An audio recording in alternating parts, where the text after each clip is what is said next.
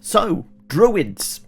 I've been thinking a lot about Druids recently, and no, it's nothing to do with that one scene in Baldur's Gate 3. No, it's mainly because I get to play one in a campaign pretty soon, and I figured, well, what the hell, how about making a list of the best wild shapes for Druid? Now, Druids are the least popular class in D&D, and it's not because they are unloved or underpowered or broken. No, it's because they're complicated. You're a full spellcaster, and therefore you are juggling all the spells. You have all your subclass abilities, but you also have this big thing that makes a druid what they are, the ability to wild shape. And with that, you have a lot of other stat blocks and abilities and creatures to remember, which is why people don't like playing druids. They like the idea of druids, they just don't like playing them. So how about we try and come up with a list of go-to shapes? And this is kind of where Wizards of the Coast are heading with their new 5.5 edition that's coming out in 2024, where they're literally, based on the last UA, limiting it to 3 creatures at level 2, up to 5 beasts at level 8. So that might be a good benchmark to go for. 3 to 5 shapes, that's easy to remember, right? Okay, so these are going to be my personal go-to picks. Obviously, I'm basing it very much on 5th edition, but these might work for an older edition of the game. It could well work for whatever we're going to get in 2024 with the new rules. But I'm intrigued. Anybody out there, if you've played a druid, in the comments below, let me know what your go-to wild shapes have been, and we'll see if I've had similar ideas to you. Alright, before we get into the actual list, I guess we should do a quick briefer on how wild shape works. And I guess if you kind of know this already, you can probably skip along. I'll put time code and chapters down there. How wild shape works for new players. At level 2, you get to turn into a CR quarter and below creature, and you are limited to only beasts that have a walking speed or climb speed. At level 4, that goes up to CR half with a swim speed, and finally at level 8 you can do CR1 creatures that can fly. Now, if that sounds complicated or confusing, don't worry about it. If you're new, chat with your DM. It is a lot of jargon, and this is one of the reasons why people think druids are complicated, because they kind of are. But if you can get over that, great.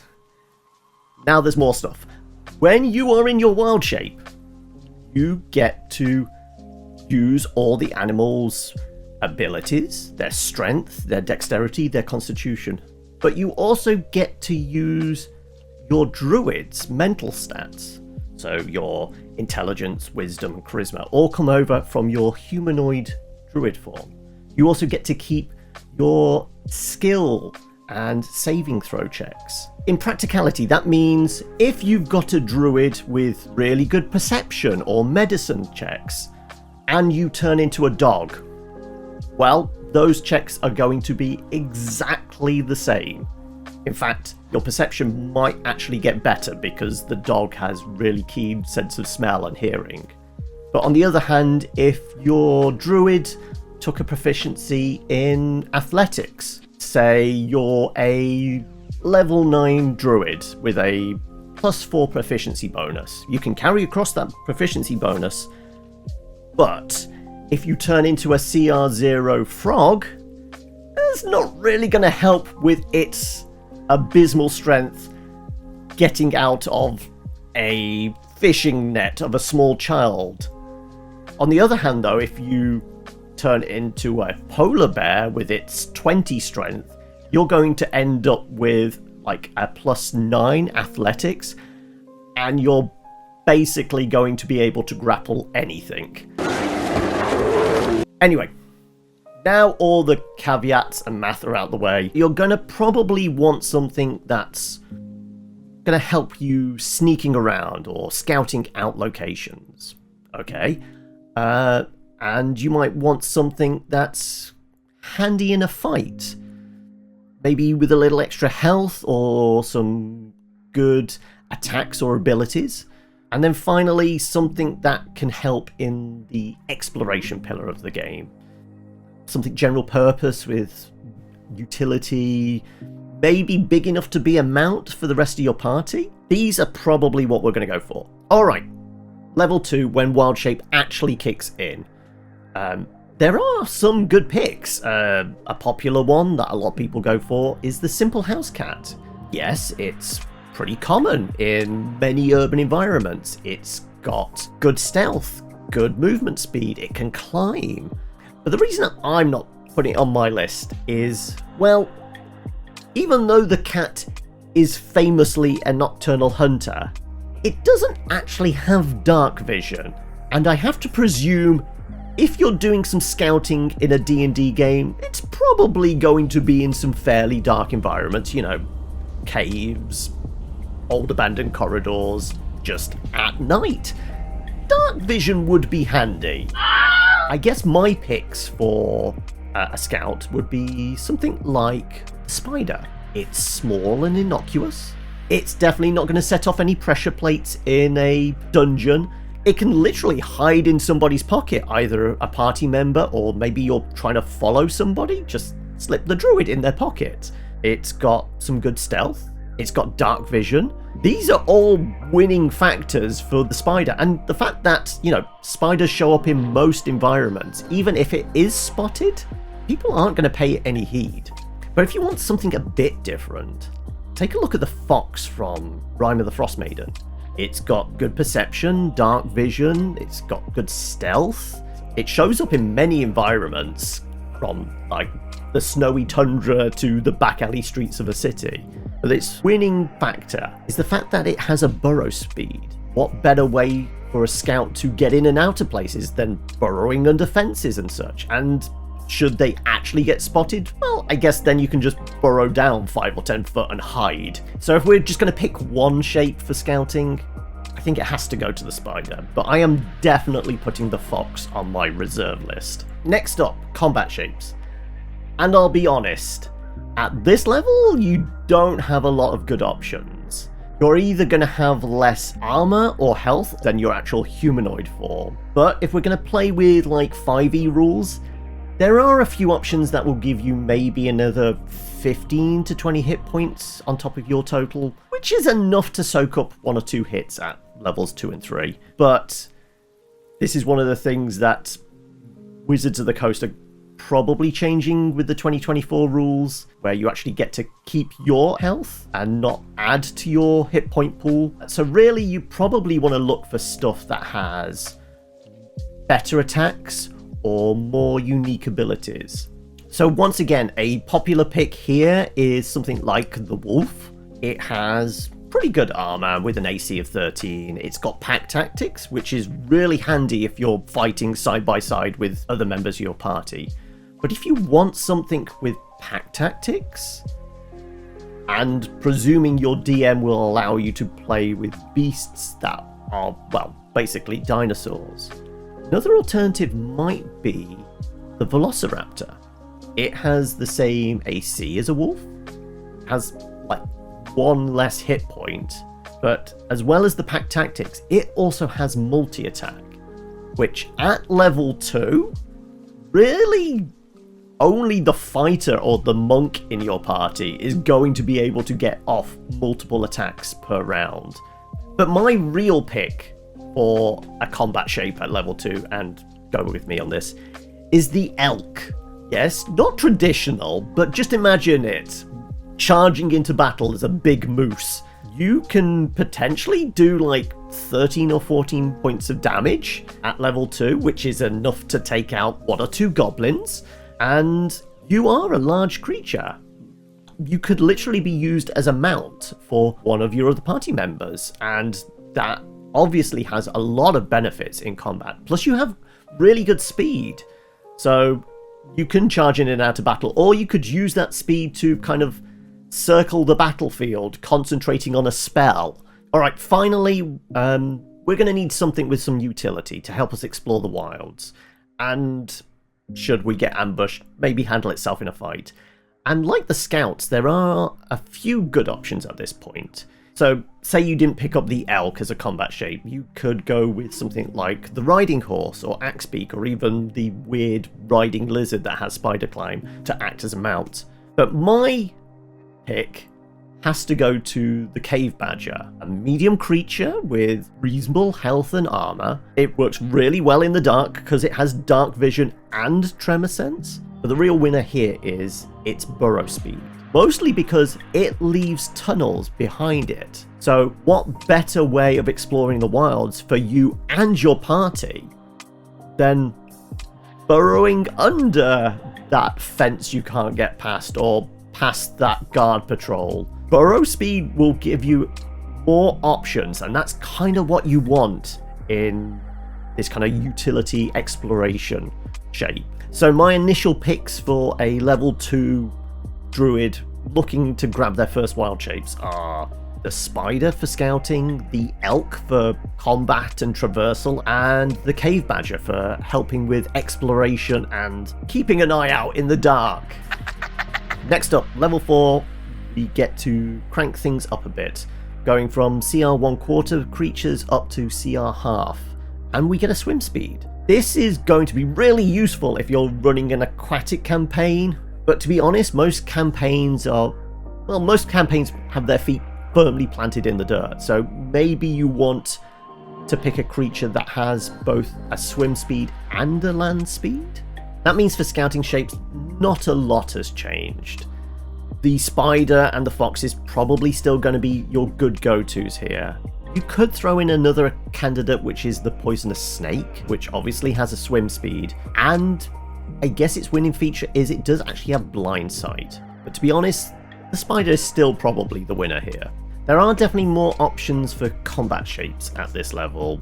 Black Bear being the most obvious with its multi-attack and better than average movement speed. But even in humanoid form, your druid is probably going to have a little bit more health than that.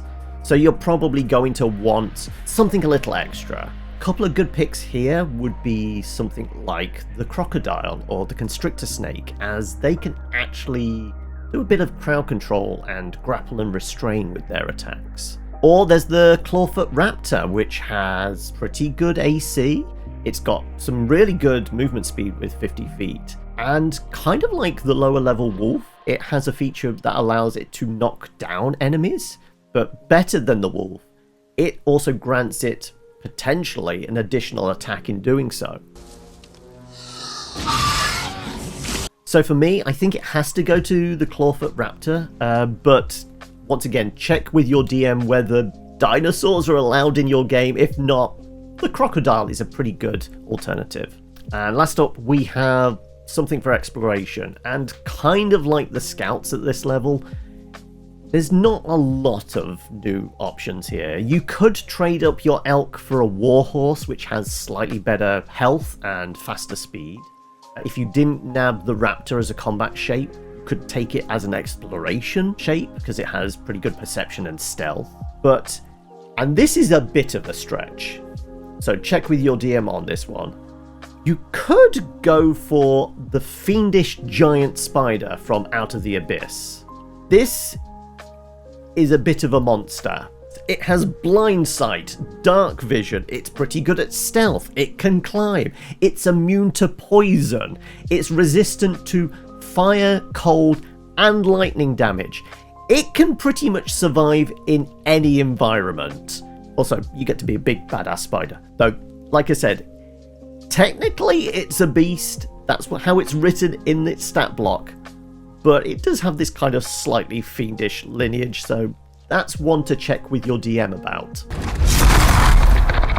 So I guess if we're following the track that Wizard of the Coast might be following, at level 4 or 5, if you're only getting to add maybe one more shape to your arsenal, I'd stick with the spider as your scout, carry on with your cave badger, maybe swap your elk for a warhorse, And I would pick up the Clawfoot Raptor for that kind of combat utility space. Or if your GM's willing to go with the weirdness, maybe the giant fiendish spider as well.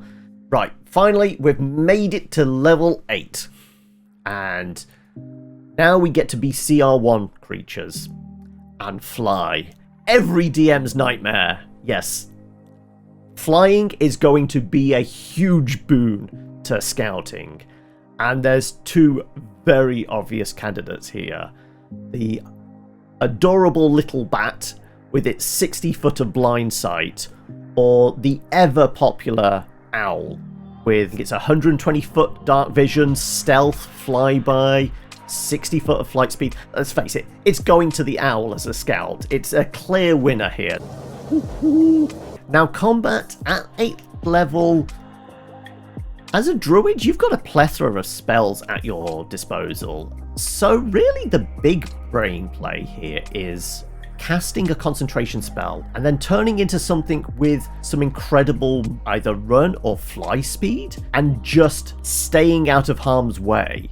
But if you want to turn into a big scary monster and get stuck in with the melee fight, there's 2 or 3 options. The obvious ones here would be something like the brown bear for its multi-attack, or the direwolf or pack tactics.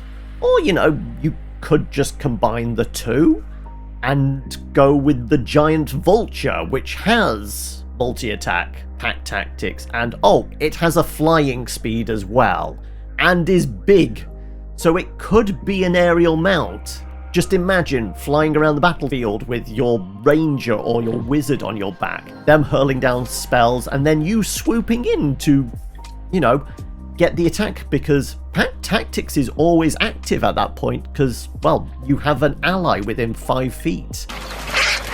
Maybe you don't want to swoop in on Wings of Death. How about removing an enemy from the field by swallowing them? Enter the giant toad. Yes, in a single bite you can grapple and then potentially swallow an enemy, completely removing them from the battlefield. This is hilarious the first time it happens. Just don't think about it too much, because the DM never really wants to describe what happens after you've swallowed somebody and you revert back into your humanoid form. Or if you're not worried about moving around the map too much, you could go for the giant octopus. Yes, it's more suited to fighting underwater, but it can hold its breath for an hour, and, well, most combat doesn't take more than about 30 seconds in game time, so he should be fine. What's more, it has a really good hit point pool at like 52 or something like that. It's a large creature, and it has a 15-foot reach. So you are going to pretty much dominate the entire battle map, which in a fight, that's really handy. If I could only pick one for combat, I guess in this case I would go with the vulture. It is the squishiest out of all the ones I've mentioned, but I think the combination of flight, pack tactics, and multi-attack are very hard to give up. Okay, that leaves us with trying to pick out one more shape for kind of utility and exploration slot. And if you didn't go with the vulture as a combat shape, picking up something like the giant eagle or the giant owl would be pretty good. The eagle has a frankly ludicrous fly speed, and the owl, well, it's an owl, but bigger, big enough to carry one of your party members. So I guess if your party's afraid of heights, you could go with something like the Moorbounder. Replace the elk or the warhorse or whatever kind of mount you have there with Matt Mercer's creation that might be the fastest land animal in D&D at like 70 feet per round. But maybe you want to go with something that's a little bit more of an all-rounder. And here, I think my pick has to be the tiger. It has pretty good health, speed, stealth, perception. It's just a good all-rounder, and it's the only feline beast in the monster manual that actually has dark vision. So if I was just playing a regular druid in any game of D&D and I wanted to keep my list of wild shapes nice and self-contained and manageable, I guess at level 8 it would look something like the simple CR0 spider for scouting and stealthing my way around places, the cave badger for, well, basically digging me and my friends in and out of trouble, the giant octopus for, I guess, my aquatic arsenal that is also kind of handy on the battlefield, the giant vulture as, you know, a giant flying mount with multi-attack. And yeah, I think for the final shape, I think it has to go to the tiger, because it is a good all-rounder. The perception, the stealth, the dark vision, and, you know, who doesn't want to barge into the local tavern? You and your party, just accompanied by a tiger. But that's just the regular druids. There is an exception here, and the exception is, of course, the moon druid, the subclass that is all about the wild shapes. And I've just realised how long this video's been going on for, so I guess we should maybe try and montage some of the rest of this. So CR1 creatures from level 2. For scouts, let's stick with the spider, it's working. The combat shape, we could go with clawfoot. And for exploration, let's go with the big kitty. Let's grab the moorbounder. Level 4, I think it's obvious. We just drop our big giant octopus into the mix. It's a winner. At level 6 we can crank things up a bit, as now the moon druid can pick from CR2 creatures, though still limited to those things that can swim and walk. So the obvious picks here would be something like Cave Bear or the Allosaurus, but I would definitely take a look at the giant constrictor snake and the plesiosaur. Both of these can swim, are giant bags of hit points. The constrictor snake has the ability to do a bit of crowd control with its constrictability, whereas the plesiosaur has 10-foot reach and quite the chomp attack. But at level 6, I would probably swap out our moorbounder for the giant elk. He's a big boy. He's a bit slower than the kitty, but at huge size, he could literally be a mount for 2, maybe 3 members of your party. And he has some potential for some pretty good damage. Alright, level 8 and flying once again, and really there is only one pick here, and it is the Quetzalcoatlus, and I hope I said that correctly. Essentially a giant pterodactyl with 80-foot fly speed, flyby, and is capable of maybe doing 66 points of damage every turn, all whilst carrying at least one member of your party on your back and another in your claws. But we don't just stop there. At level 9, moon druids now get to pick from CR3 beasts. And there's a few options here. You could go with the giant scorpion with its decent AC, 60-foot blind sight, and 3 attacks per round? Or maybe the giant snapping turtle, essentially be a raft for you and your entire party out on the ocean with a ludicrous 17 AC. Or maybe you want to go weird and pick up the killer whale. Not completely practical unless you want to pull off the whale bomb maneuver. Don't know what that is? Round 1, turn into a bird, fly up, double dash 120 feet. Round 2, turn into a whale and let gravity do the rest. As long as you don't fly higher than 150 feet, the 90 hit points of the whale, you'll survive pretty much most falls. The group of goblins or kobolds you land on, not so much. Okay, level 10, and this is pretty much what it's all about for moon druids. Now you get to go full elemental, and to be honest, you're pretty much set for the rest of the game now. There aren't many more options after this point. At level 12, you can now pick from CR4 beasts, but really your only options are the elephant or Stegosaurus. At 15, you can pick up the Brontosaurus with its 120 something hit points and 20-foot reach, or I guess the slightly more practical giant crocodile with its multi-attack and it can swim. Then at level 18, you only have one choice. Yes, there is only one CR6 beast in the entire game of D&D, and it's the mammoth.